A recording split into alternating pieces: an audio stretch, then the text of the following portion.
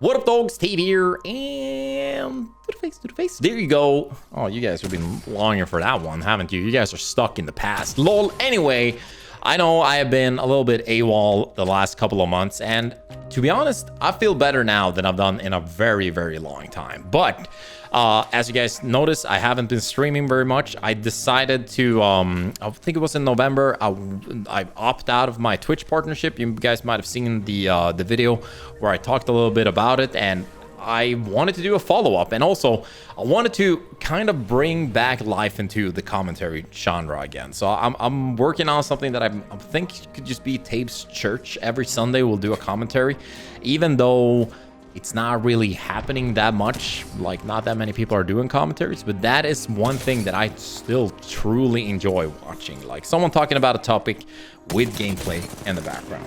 But for the new viewers that are just tuning in right now, I want to say thank you. For old viewers, awesome that you guys are here. And this video is going to be dedicated to talking about streaming, where you should stream, and my experiences after trying like a different platform than Twitch out. And let's jump into it. So first of all, I've been doing YouTube for 10 years, almost 11 now. I've started uploading very long time ago.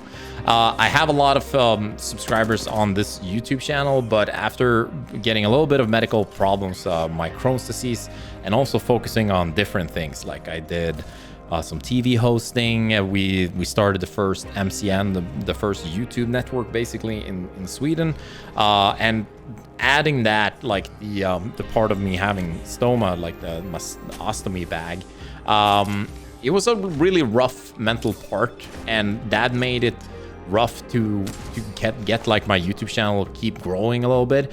But with this little statement, I guess, that I want to let you guys know that I'm still here. But anyway, 7 years ago, I tried streaming for the first time. It might have been even earlier, maybe 9 years ago or something like that. It was on Justin TV before Twitch was even a thing.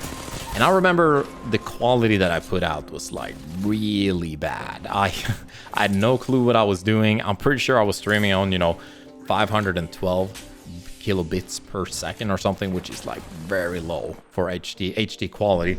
And people were tuning in, and I was thinking like, okay, I'm streaming Geometry Wars or something like that, and there were still people watching me. I was like, this is insane. Like, you can communicate directly with people when you're live. And it was like a brand new experience coming from a YouTuber side. Then a little bit later, I started streaming on Twitch more often. I started with some Titanfall tournaments, and that kind of got me into it. Like, I really didn't know that much about Twitch, and I know Incredible Orb told me a little bit more about it. And then I started playing more Counter-Strike Global Offensive. Like, when Comp came out in CSGO, I was just all over that. I remember peaking. I think I peaked at maybe like 6,000 or 8,000 viewers when I was opening CSGO cases. I was wasting money, but I was having a blast. Then, as I said, around that time, I was doing Twitch, I was streaming, my YouTube channel was doing pretty good. I hit a really rough part in my life. I was just not feeling very good. The stoma bag, I was just stressed out. I was, I have a video in the making that's called What It's Like to Have Crohn's Disease. That it's gonna be a long video, but streaming also became a bit harder maybe 4 or 5 years ago, when a lot more great streamers are coming into the platform. And sometimes, honestly, I was just turning on my stream because it was like work. I didn't really feel like I was meant to do it at that point. And once I hit that like mental blockade, it was really rough to get like around it, especially with just feeling kind of down with my stomach and everything. And also, about 2.5 years ago, I started my Swedish YouTube channel, which it's really cool that one is actually growing and thriving. If I go to DreamHack now, there's a lot of maybe around the same age as me. They're coming up to me and they say like, hey man, tejbz, I used to watch you when I was a kid. And I was like, holy shit, you have a beard now. How old am I? But I'm at DreamHack, there's actually younger viewers that are Swedish that are coming up and like saying stuff about my Swedish channel. So I think also a part of me that also kind of ruined my own English channel was having like a Swedish and an English channel, which is kind of weird because every Swedish person kind of understands English, but it was still like a good tactical choice at the time. But sometimes I wonder what would have happened if I didn't have a Swedish channel. But then again, all the positive things that have come out having a Swedish channel definitely weighs up for it. But it also made me kind of like spread myself a little bit too thin in a way. And of course, also with the Swedish channel, a little issue came up where I had a Twitch channel which was international, where I was speaking English, and everyone knew that, you know, who I was and whatever. And then I started my Swedish channel, and I didn't have like a direct output to stream to my Swedish followers, which I wanted to do like once a week. So I even started the Swedish Twitch channel, which I don't know, actually I haven't looked at it in a while, but it's been very idle for a very long time. But a little bit of this and not being able to like stream directly from my Swedish YouTube channel once a week to my Swedish viewers made like an issue for me, where I was like, I kind of want to try streaming on YouTube. And that's what I did. So I opted out of my Twitch partnership to, you know, try my luck on different platforms. And after the second stream on YouTube, I knew I hated it. I have a list of reasons why I don't like it, and that's probably why you're here. It's gonna get interesting. So the question arose in me, like, where should you actually stream and which platform is actually the best? In the platforms that I will be talking about, I'm not really gonna talk that much about Mixer, because Mixer is basically a reskinned Twitch with less viewers, like less users are on there. So we're gonna compare YouTube and Twitch right now. And I even tried streaming on Mixer, and I tried Facebook. Facebook, let's just go real quick. Shitty quality. Everyone has their real names when they're chatting with you, which is very weird. Do not even bother, honestly. And it just looks like trash. Like, I'll get to what YouTube looks like for the streamer perspective, but Facebook is even worse. But yeah, on Mixer, they have signed a lot of big streamers, and I'm sure they're doing like really great. Like, they don't have to worry about, you know, subs and whatever. They can focus on different things in their career, as I'm sure like Ninja and Shroud are doing. And some of their hardcore fan has followed them to the new platform Mixer, but I would say that's maybe like 10%, which is usually the hardcore fans. That's like 10%. If you upload a video, 10% of the people are gonna like it. That's the hardcore fans. 10% of you are gonna like your Instagram picture, your Twitter post, whatever. You know what I'm saying.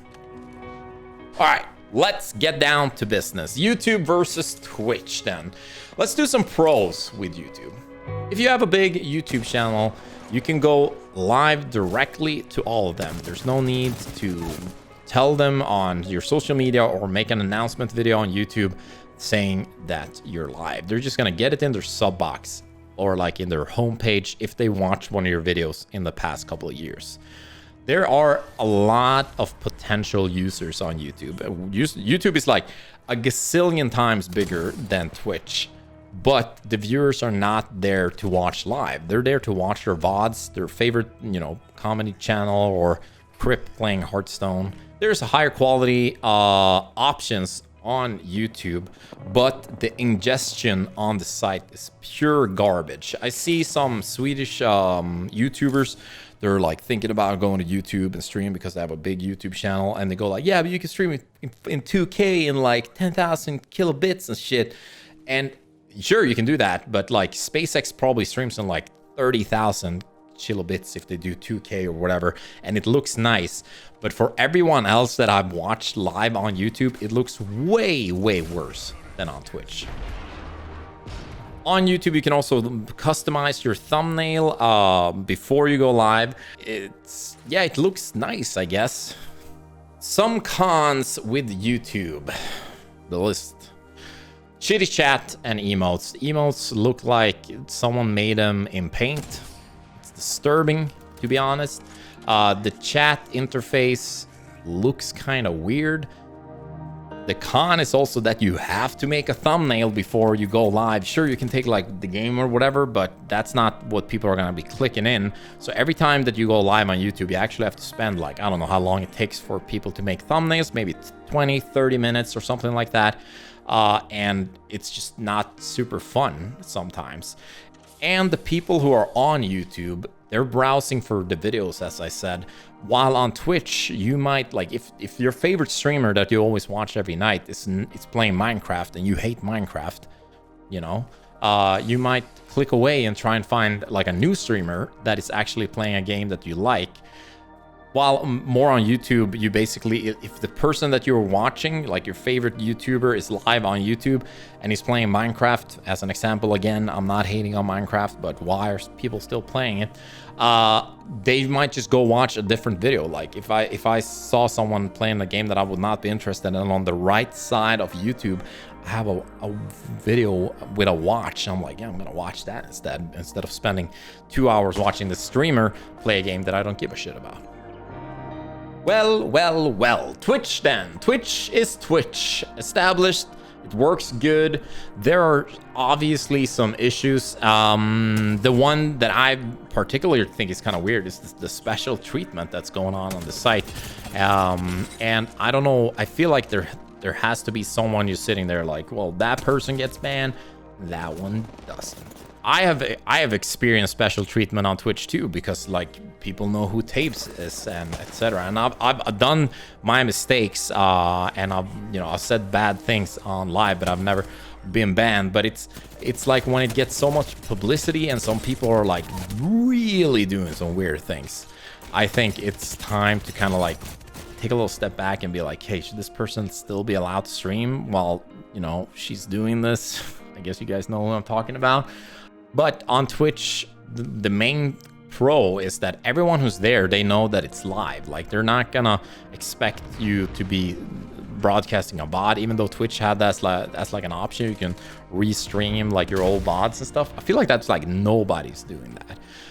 One thing that's like really huge with Twitch is, as I said, all the contact that I've had with Twitch is like either Swedish people, or when I started it was an American that I knew, like I was chatting with him like monthly pretty much. And now it's been Swedish people and some British guys. And on YouTube, if you have an issue with YouTube, if you get copyright striked or whatever, you have to pretty much have a YouTube network that helps you out with it, instead of like having that, you know, friend on Twitch that you can kind of like email. So this is for like the partner side. Like it's a little different if you are just starting out streaming as an affiliate or just for fun or whatever.